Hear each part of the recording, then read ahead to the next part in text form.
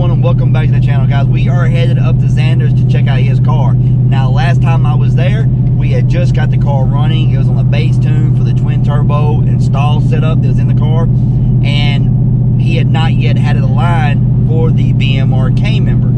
And I kind of got a rough feel for the car the last time I was in it. So he hit me up. He's like, man, since it's been aligned and it's been tuned, it's a totally different car. You need to come back and check it out and see what you think about it. So that's what we're doing today, guys. One of the reasons we are going up there to see what I think about it is because, as you know, well, if you don't know, if you're new to the channel, I have a 2020 base Mustang GT that we are building up. And one of the routes that I'm strongly leaning towards is either a single turbo or a twin turbo setup. So, I'm going to go down there and see if what he's done to his car is a route that I'm considering. Because if I went turbo, I would want a stall in the car. And he's got a pretty big stall from Circle D. So I can kind of get a really good feel for the car to see if that's the route that I want to take in this car. So that's pretty much what we're doing today, guys. So we will see you there. Alright guys, so we are here at Xander 13s and we are about to take this thing down the road. Like I said earlier in the video, the last time I was here, it was not aligned. He was on the base tune, and you know, it was just not ready to, you know, to get a good experience out of it. Yeah. So now we got a tune in it. We've got it aligned, so we are ready to see what this car is like. Now, granted, we're not going to be able to hook on the street, guys. There's no way, no how. But we'll be able to get a feel for the car. Yeah, we're on gate pressure right now, and you'll get the experience, the converter, and all of that. Yeah, so. And that's the main thing, because like I said, with that car, we are looking to go maybe similar to your setup. We're not sure yet. Right. And this is basically me, you know, checking it out and see if I'm willing to do that to that car, or do I want to go to a supercharger route like I had in my 17. It's different with a converter. It's a big Circle D, like the truck converter. So it's going to drive, well, you know, very different than like it would be if you just did the turbo kit on yours with a stock converter. So, yeah, you know, it's going to be great for driving. My experience, the little bit that we've been driving it since we put it back together, it's the converter is not for everybody. Yeah. But it's a drag car, so it's going to drive like one. But for a street car, you might want to leave that alone. So that's what we're here for. Yeah. We're here to see if I want to do converter and all, or do I just want to go twin turbo, and then maybe as the car progresses, and I'm willing to let it go off a little more off street duty and go more towards track focus. Yeah. That we can go in and do the stall then instead of doing it all at once. We can play with it too. You put in like second gear is probably what we're gonna do, is like a second gear leave. Take the stall. I mean, I was at a stoplight the other day, put it in second gear, and I was, you know, holding at 3,500 RPM. Probably could take it a little north of that without going through the brakes. Yeah. Yeah. So that's a benefit to the stall. Yes. So guys, we're fixing to get ready to take this down the road. So.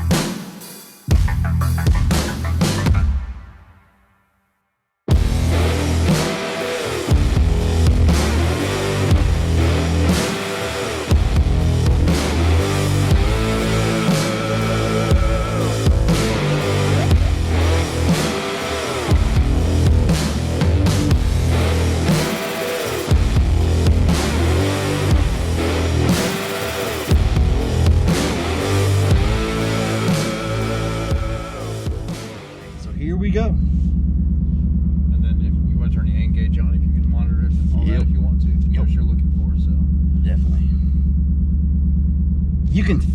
First impressions is I can feel there's a lot more NVH in the car, but be honest with you, it's not something that I would shy away from just because of that. It's not horrible. Right, yeah. It's definitely different. It's not going to be for everybody. Yeah.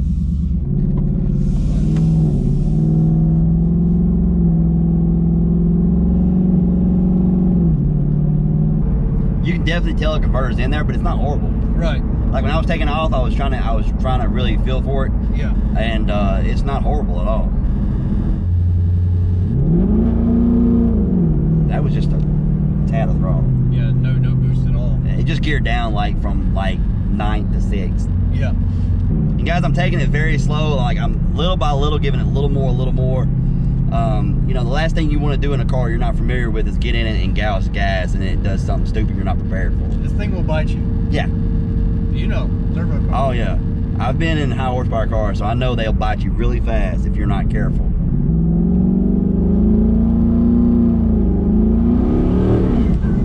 4.5. That was like 3.5, 4.5 pounds, and the rear end just. Yep. I don't know if you could pick it up in the video, but it started letting loose, and I was like, I'm pulling back. Tired of spinning. Yeah. 1.7 pounds. Yeah, that was safe. We was fine there. Like I'm trying to learn my limits. I'll be honest with you, this thing, like I was expecting to be like last time I was in it, the way it steered, of course it wasn't aligned. With everything, like I didn't like the BMR. Now that I've been driving it, was about 15 minutes. I've been driving it. Dude, I could drive this. I could drive this every day. Yeah. To be honest with you, and not having the sway bar, it's not really with the street tires.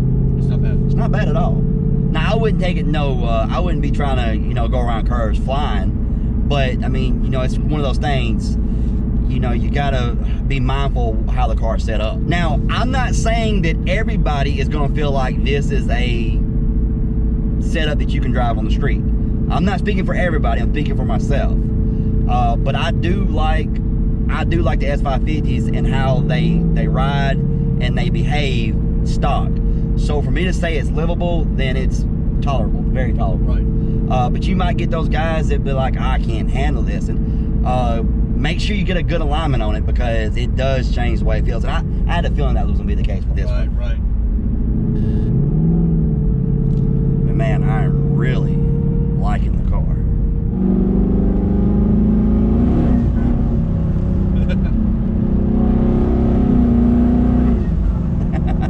We got 5.8. Yeah. She actually didn't spin. I didn't quite give it as. I rolled into it a little easier so it wouldn't downshift as much. I got a little ditch on either side of me, guys, so we're not gonna go crazy. Yeah. Yeah, last thing I need to do is be the one to do it. Yeah, no, we're not going to even talk about it. You can do whatever you want to. No. So long as you're willing to pay for it. No.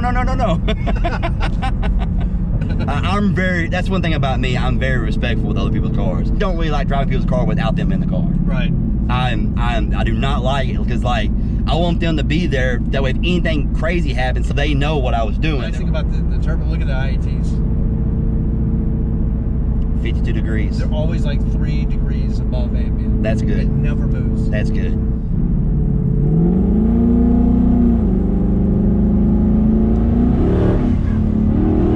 Oh, there it is. Yeah, you can feel that. 7.3 pounds. That was good. No, that felt good though. It can only feel for a second because you don't want to push the car, but No. Now, if this was my car, it'd be like. It'll just sink into the chest a little bit. That was great. Yeah, that felt really good. God, it's just hearing them. They're just so fun. They're just so fun to. Alright, we're not gonna do I know, it's so tempting. that. 4.3 pounds. Yeah, And I'm just rolling into it. Like, dude, you're gonna have so much fun with this car at the drag strip. Like, when you get to unleash every bit of it, like, it's gonna be crazy. God, I want to go turbo so bad. Well, the coolest thing is that we can turn it up and turn it down. That's what I love the most. Yeah, we go to the track, we fine tune everything in the controller, have that for preset 2. So, preset 1 be street stuff.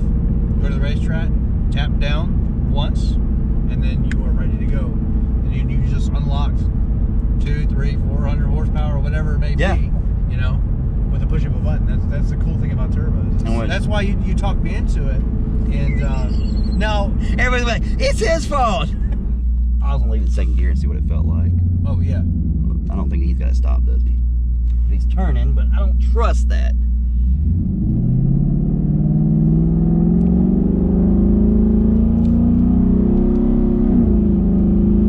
So right now, guys, I'm shifting it myself just to kind of feel the car. Make it right? Correct.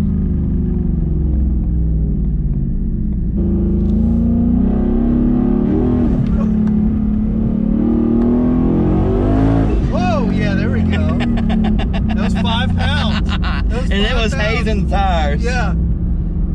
Let's see, for somebody, you know, like us, we've been, like me and, you know, you, we've been in cars before. Like you can tell when the tires are spinning. And you can tell how much to play. Somebody getting one of these cars that don't know, that's like they building those cars, those turbo cars, and then people can take them out, can buy them from the dealership. It's awesome that the dealership provides that. Yeah. But my greatest fear is that somebody goes in without, you know, more money than skill. This happens a lot, and what I mean by that is that you got the money to go out and buy the car, but you haven't developed the skill over time to handle that power. You know, when I was a teenager, you know, I had a 170 horsepower car. Yes. And I built up over time to get 500, 600, 700 horsepower cars. For many years you've got to work on now. And so I've gotten used to it. I've learned what I can and cannot do. Yes. But you take somebody that's never sat in a high horsepower car and throw them a 700 horsepower car. Turbos are just even that much worse because they're deceiving. Yeah. You're like, oh, the power's there, it's coming on, and then you're in the ditch. God, this thing is so much fun. So, foot on brake, go to second gear, like you were gonna drive it. See how high you can take up the. All right. Yeah. So hold on.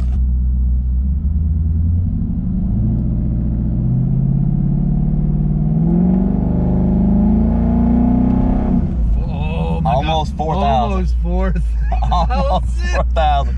Oh, and when the my converter God. decided let's go, it was ready. Yeah. All right, let's see what this thing sounds like.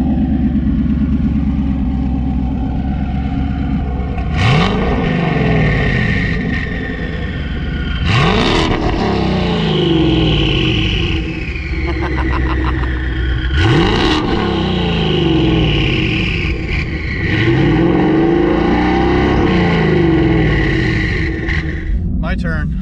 Yeah, we're gonna let him drive it since it's his car and he can play around with it a little more. I just asked him, please don't hurt me. That way when we crash, it's not your fault. Please don't. Shh.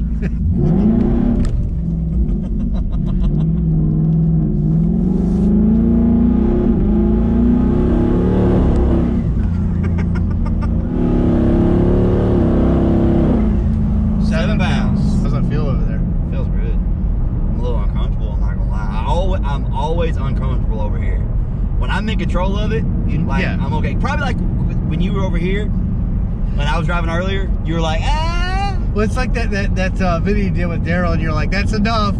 Yeah. Well, see, Daryl, if you watch that video very close, the very last pull he done, he looked over at me, and I was just letting him go. And he looked over at me, and I knew he wasn't gonna let out until I said okay. So I had to say okay. With him, I've got to say okay, or I don't know how fast we're going to end up. But you guys had decent traction that day, right? No? Okay. Those E85s were just about gone. Right, okay. And that's why he did that big burnout. At the end of it, that's right. It's because he knew they were about gone, and he's like, hey, I'm fixing to blow these off. I was like, oh, I'm going to video this.